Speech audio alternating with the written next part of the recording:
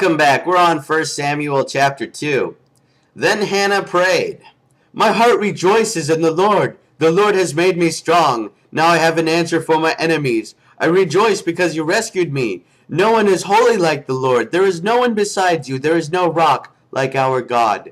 Stop acting so proud and haughty. Don't speak with such arrogance, for the Lord is a God who knows what you have done. He will judge your actions. The bow of the mighty is now broken, and those who stumbled are now strong. Those who were well fed are now starving." Oh, that sucks. "And those who were starving are now full. The childless woman now has 7 children, and the woman with many children wastes away. The Lord gives both death and life. He brings some down to the grave, but he raises others up. The Lord makes some poor and others rich. He brings some down and lifts others up. He lifts the poor from the dust and the needy from the garbage dump. He sets them among princes, placing them in seats of honor. For all the earth is the Lord's, and he has set the world in order. He will protect his faithful ones, but the wicked will disappear in darkness." Well, then why does wickedness keep coming up? I mean, it's like he tried to wipe them out with a giant flood back in Genesis. That didn't fucking work. Still all sorts of wickedness. So, yeah, disappear my ass. "No one will succeed by strength alone. Those who fight against the Lord will be shattered. He thunders against them from heaven. The Lord judges throughout the earth. He gives power to his king. He increases the strength of his anointed one." Then Elkanah returned home to Ramah without Samuel, and the boy served the Lord by assisting Eli the priest. Now the sons of Eli were scoundrels who had no respect for the Lord or for their duties as priests, which is understandable. Whenever anyone offered a sacrifice, Eli's sons would send over a servant with a 3-pronged fork. While the meat of the sacrificed animal was still boiling, the servant would stick the fork into the pot and demand that whatever it brought up be given to Eli's sons. All the Israelites who came to worship at Shiloh were treated this way.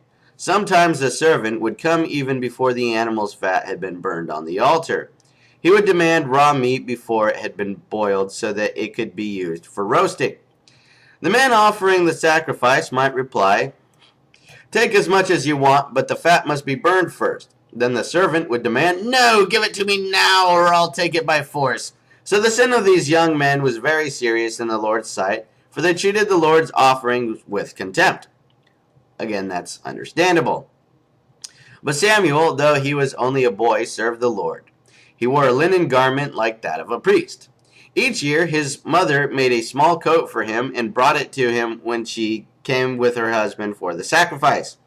Before they returned home, Eli would bless Elkanah and his wife and say, "May the Lord give you other children to take the place of this one she gave to the Lord." And the Lord gave Hannah 3 sons and 2 daughters. Meanwhile, Samuel grew up in the presence of the Lord. Now Eli was very old, but he was aware of what his sons were doing to the people of Israel. He knew, for instance, that his sons were seducing the young women who assisted at the entrance of the tabernacle.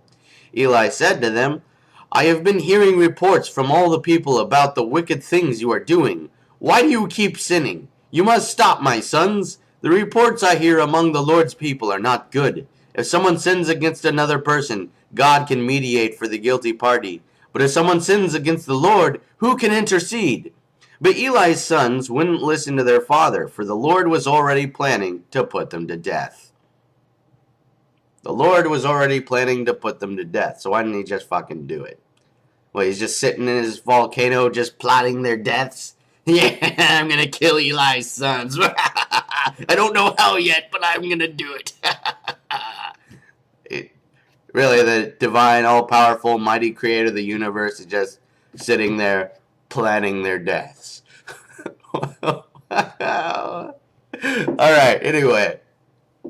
Meanwhile, the boy Samuel grew taller and grew in favor with the Lord and with the people. One day, a man of God came to Eli and gave him this message from the Lord. Oh, hold on a second before we start reading the message from the Lord.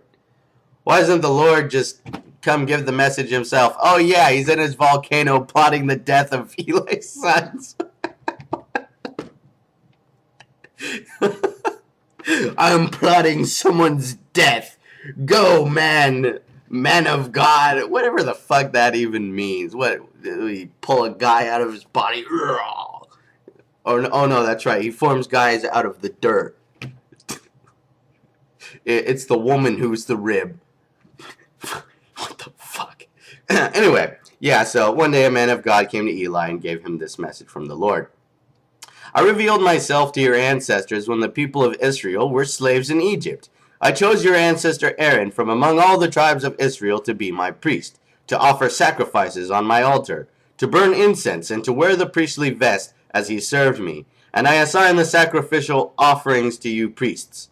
So why do you scorn my sacrifices and offerings? Why do you give your sons more honor than you give me? For you and they have become fat from the best offerings of my people Israel. Therefore the Lord, the God of Israel, says, I promised that your branch of the tribe of Levi would always be my priests. But I will honor those who honor me, and I will despise those who think lightly of me. Yeah, so much for the all-loving God, but then again, we already determined that in earlier chapters. The time is coming when I will put an end to your family, so it will no longer serve as my priests. All the members of your family will die before their time. None will reach old age. You will watch with envy as I pour out prosperity on the people of Israel. But no members of your family will ever live out their days. Those who survive will live in sadness and grief, and their children will die a violent death. And to prove what I have said will come true, I will cause your two sons, Hophni and Phinehas, to die on the same day. Then I will raise up a faithful priest who will serve me and do what I desire. I will establish his family, and they will be priests to my anointed kings forever. Then all of your surviving family will bow before him, begging for money and food. Please, they will say, give us jobs among the priests, so we will have enough to eat. Yeah, that was the end of 1 Samuel chapter 2. We'll be back at chapter 3, I guess. Peace.